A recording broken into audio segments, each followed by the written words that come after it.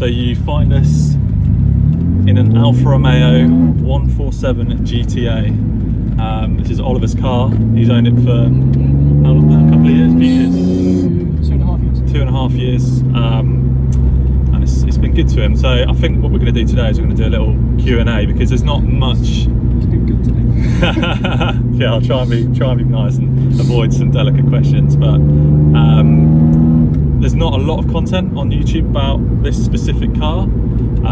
It's quite a rare car. Not many people really know what it is unless you're a bit of a car nut. But it's in my opinion a certified future classic. So yeah, a few questions for Ollie. So I know it's worth noting at this point that it has had some work done recently to it, and there is a video just going through that and then outlining the rest of the stuff that's going to happen as well. Yeah, sorry Thomas. No, you're good. Yeah, so it's since Ollie's had it for 2 years or whatever, he's put a lot of money into it, but it's a different story.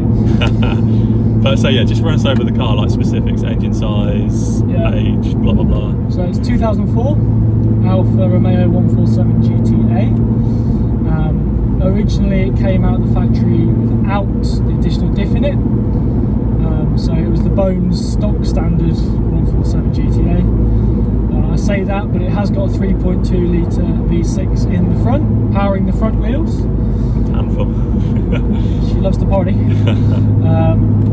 Stock, it came with 250 horsepower, which in the day and age of hyper mega hatches like the A45s, the RS3s, it doesn't sound a lot now, but back in the day, like people didn't think you could put more than 250 horsepower through front wheels. So it was kind of the limit back then, wasn't it? 200. It was like the original Type R's. My dad had a Saab 95 Aero which had 250 horse, and he said that was a handful. Yeah. We used to race. I mean, not race.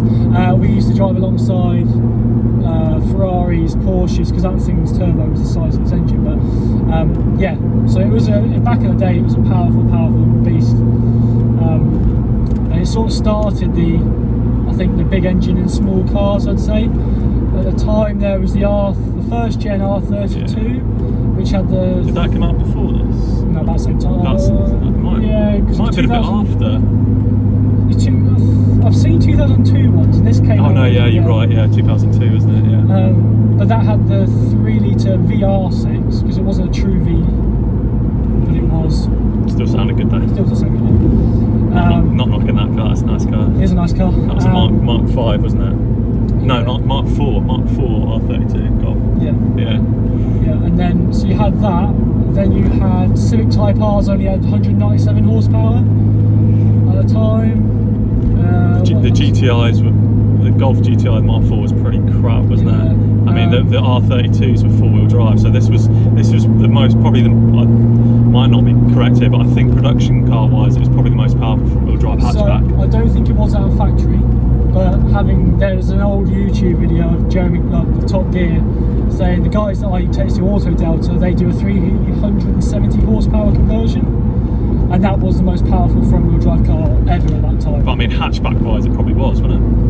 Can't think of a hatchback that was more powerful front-wheel drive. You had the 3 litre VR6 A3 as well, which is the same engine. 4-wheel drive though, wasn't it? 4-wheel drive, yeah.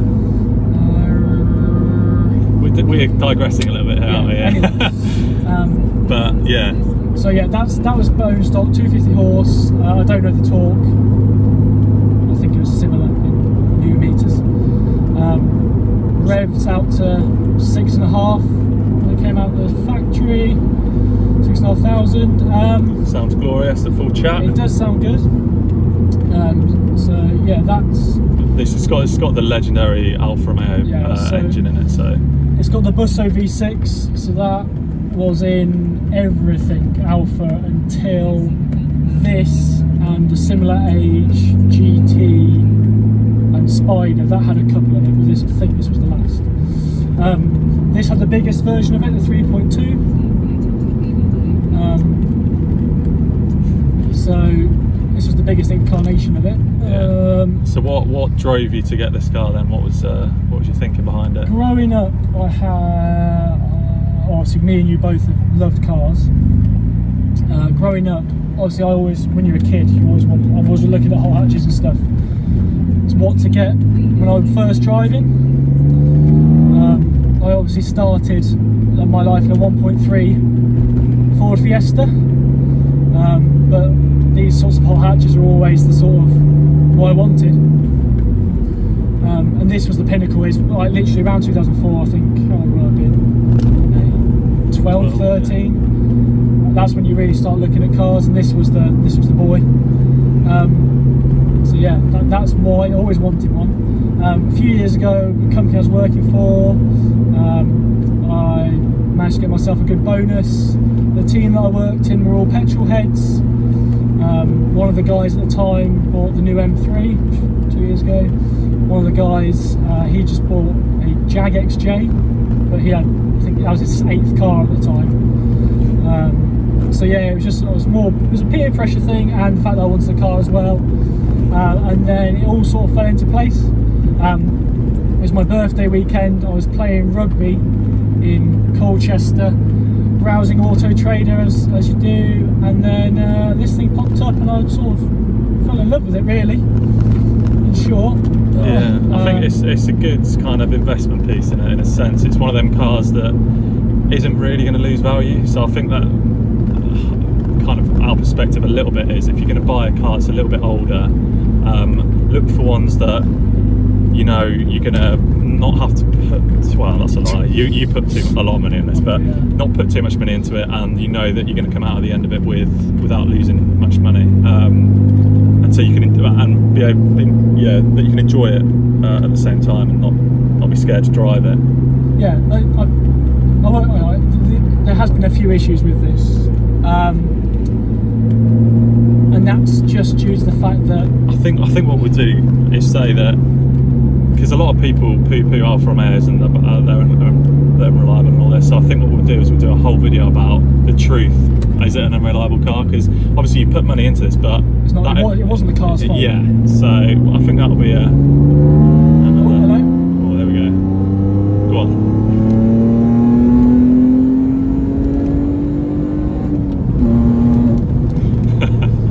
Sounds good, man. Sounds good. Right, let's leave it at that for now. So a good question, I guess, to ask is how does it drive? Because there's not too much online about in the way of car reviews, and especially ones that have been tinkered with a little bit. So, in your opinion, what's the driving experience like on this thing? I won't lie, I've got limited experience of high performance cars, so I can only tell you what I think to it. Obviously it is due from 2004, so it's things like the suspension are from 2004 still. It's original suspension. I've not had a chance to change any of that yet, so it can be a little bit crashy or floaty. I've put modern tyres on it, so when it does grip now, it sticks in corners. It really does. I think there's a few reviews. I think Car Throttle did one. There's the crashiness. Car Throttle did one saying how you can stick it in a corner and it'll just grip and grip. That's because it's got the diff in it, and it's got Pilot Sports on it, Pilot Sport 4s, so modern tyres and a brand new diff. It'll almost pull you out of the corners. It does, yeah. So it's kind of not intuitive the way you should drive it. So when you're coming out of a corner, if in a front wheel drive car, usually if you put your foot down, you'll kind of go straight forward, but the way the diff works, it will pull you out, whereas a rear wheel drive car will push you around the corner. This will pull you on, so yeah, diff's a good thing to have in a front wheel drive car with power. Don't get me wrong, the tyres make a hell of a difference. I used to have what they call Falcon or something like that. Something RSRs, I forgot what they are. They were, I will put legal. Right, they were basically, they were basically half road, half track tyres, and they were unbelievable. On a day like this, blue skies. Were they Toyo? No, they were, what are they called? Sorry. That's right. But yeah, the Pilot Sport 4s have just taken another step up, and they actually work in the wet, and they work below 10 degrees. There was a few moments when I first got the car, and it was wobbly on a few moments. The car pulls so hard, it just doesn't stop. It revs out to 7,500 now, and there's no turbo, it's naturally aspirated. It's a V6, so it's got torque for days. In a small car, because this is a small car and it is light compared to the modern day stuff, it does pull, it pulls hard. You'll attest to, we just had to pull out a junction in it. There was no issue. There's no lag, it just, and the more you give to it, the more it wants it as well. Yeah. It's quite a nice feeling, and obviously the sound probably makes it feel even faster. Yeah, but when I go back to Autodesk, they can explain what they've done to it, but there's a high lift cam when it gets to higher revs, which when it gets to a certain point, it gets even more power and more pull, which is amazing. It sounds very loud, but they're doing a great job, really. But yeah, in terms of that, and then the braking, I've upgraded, the discs have been upgraded, so they're 330mm Brembos now at the front, upgraded at the back, so it stops now as well, which is quite nice. So yeah, I really enjoy it. It's a challenge to drive. It's not one of these, you don't buy this car if you just want to go fast A to B. You have to drive it. It's a driver's car. It's not a Golf R. No, it's not a Golf R. It's not an RS3. It's not an S3. Yeah, you've got to work hard to get most out of it. Yeah, I sweat most of the time when I drive it, but it's an enjoyment sweat. Yeah. So it's good. Alright guys, cheers for tuning in. If you've got any questions, just pop it in the comments box below, because I imagine quite a few will be interested to know more things that I've thought to ask, so yeah. Make sure you like, share, subscribe. We're really trying to get this channel to do something that other channels aren't doing, so we're going to be looking at cars that there isn't much content on YouTube, but that are cars that you and me can go out and buy without breaking the bank in some respects. So realistic kind of cars and petrol head cars. It's all about car lovers cars, alright?